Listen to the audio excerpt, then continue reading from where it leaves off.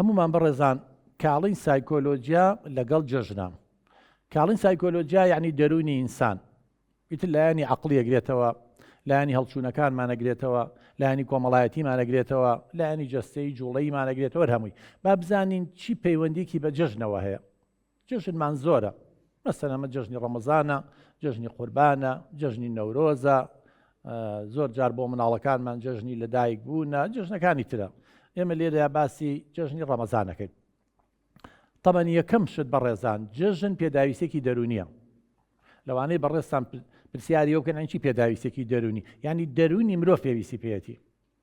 ئێوەزان لە ڕێککەوتنامەی مافەکانی مرۆڤ بەگشتی خاستەنی مناڵیش ئەڵێ ئەبێ یەکێک لە پێداویستیەکان کە ئێمە بۆ مرۆڤی دابین بکەین تەرفیه و گەڕان و سەفەر و خۆشیە.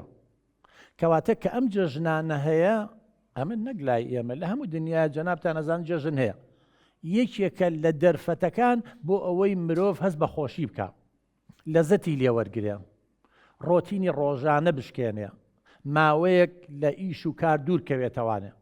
کەواتە وەکو دەرونی مرۆڤ ئێمە هەر یەکێ لە ئێمە بەڕێزان، یعنی ئەگەر هەر یەکێ لە ئێمە ئێستا دڵمان تەنگە، خەمۆکین، بێزارین، بێتاقەتین، با بڕۆینە ئەو دەشت و دەرە، بزانە پاش نیو سەعات داری دەرونیەکە دەگۆڕێ یا ناگۆڕێ.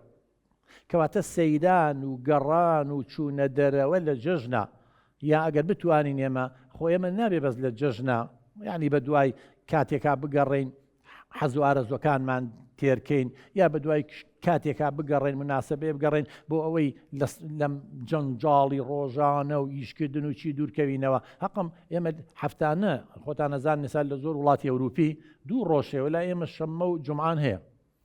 بەڵام بەداخەوە ئێمە کەسێک کاڵێ جومعە عوتڵەیە پشووە یا جەژنە، ئەبینی لای ئێمە جومعان و شەممان مەفروضە لە ڕۆژە ئاساییەکانە بچین جەوێ بگۆڕین. تۆ 5 ڕۆژ ئیشەکەی ماندووە بی، زەختی لەسرە، فشارت لەسرە، بێتاقەتە بی، کاریگەری لەسەر دەروونمان هەیە، تووشی سوتانی دەرونیە بی، ئەبێت جومعە و شەمە ئیسراحەت بکەین. لە وڵاتانی تر شەمە و یەکشەمەیە. بەڵام ئێمە بەداخەوە بەهۆی ئەم قەیرانی ئابووری و بەهۆی ئەم کێشانەی کە هەمانە، ئەبینی یا هەندێک جاریسان تەماعی هەیە، ئەبینی ئەو دوو ڕۆژەشی ئیشەکات. چۆن خەمۆکی زیان نابێ، چۆن دڵڕاوکی زیان نابێ، چۆن سترێسەکان لەسەری زیان نابێ. جا جەژن هەر ئەوە نییە تۆ لە جەژن نابچیتە دەرەوە و جۆ بگۆڕی، بەڵکو پێویستە ئەو دوو ڕۆژەی کە هەشەیش دەبێت جومعان ئێمە بتوانین لەگەڵ مناڵەکانە جۆ بگۆڕیم چینە دەرەوە، ئەو سترێس و زەختەی کە 5 ڕۆژ ئیشمان کردو ماندووی کردوین بتوانین چۆنەڵی تۆزێک کەمیکەینەوانی سترێسەکان. یەکتر بەڕێزان هەندێک کەسەیە، تەمەنەوە قسەی من نییە، توێژینەوەی زانستیە، لەوانەشە بەڕێستان کەسێ بناسن لەوانە، هەندێک کەسێ مدمین بووە، ئالوودە بۆ لەسەر ئیشکردن. ئێستا هەندێک کەسێ ئالوودە بۆ لەسەر جگەرە کێشان، یا لەسەر مەشروب خواردنەوە، یا لەسەر مادەی هۆشبەر، یا لەسەر جلکڕین، یا لەسەر نازامچی هەدی بە شەرە بە هەندێکێ ئالوودە مدمین بووە لەسەر ئیشکردن. ئەم جەژنانە زۆر باشە بۆ ئەوانە، چونکە ئەگەر لە هەر شوێنێ بێ خەڵکەکە دوکانێک بێ، دوکانەکە داخراوە ناچێ بچێەوەیش، مەعمەلێ بێ، دائیرەیە بێ، کەواتە جەژنی بۆ ئەوانش باشە کە خۆیان بە ئیرادەی خۆیان نەیەنەوێت جەو بگۆڕن، ئیسراحەت بکەن، پشوو بن، بە ناچاری جەژنەکە لەبەرەوەی دام و دەستگاکان نامێنێت. ئەو کەسانە ئەتوانی ماوەیەک لە مەیدانی ئیشکردن دووریان بخەیتەوە، کە بەداخەوە ئیشکردن بەشێکە لە ژیانی ئینسان بەڕێزان. هەتا ئێمە زۆر جارەڵێن ئەڵێ هەموو کەسێ لێمە 24 سەعاتی هەیە، کەس لەوی تری زیاتر نییە.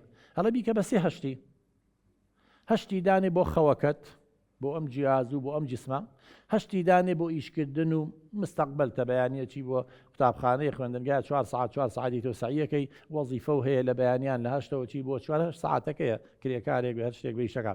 8 دانێ بۆ حەز و ئارەزوەکان و شتەکانی تر. ئێمە ئەو هاوسەنگێمان تێکگاوە، بۆیە لەلایەنی دەرونیەوە زۆر بەمان کێشەمان هەیە.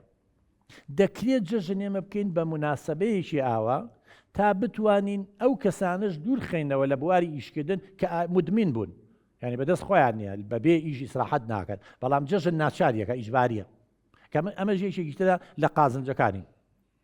یەکتر لە جەژنە کە ڕەبتە بە سایکۆلۆجیەتی ئینسانەوە، ئێمە یەکتر لە پێداویستیە دەرونیەکانی ئینسانمان هەیە بەڕێزان پێڵێن ئینتیما، یعنی وابەستەبوون. هەر یەکێ لە ئێمە ئەبێ ئینتیمای هەبێ، وابەستەی هەبێ بۆ خێزانەکەی، بۆ دراوسەکانی، بۆ کۆمەڵەکەی، ئەگەر لە مەکتەب بێ بۆ قوتابخانە خوێندنگاکای، ئەگەر لە ئیش بێ بواری کارکردنی، لە جەژنە ئێمە ئەو ئینتیمایە ئەو وابەستەبوونە کە پێداویستێکی دەرونی ئینسانە بە پێی تیۆرەکەی ماسلۆ لە جەژنە تێرەکرێ. یعنی تۆ سەردانی ماڵە خزمەکەی، سەردانی کەسوکارت دەکەی، سەردانی دراوسێکانت دەکەی.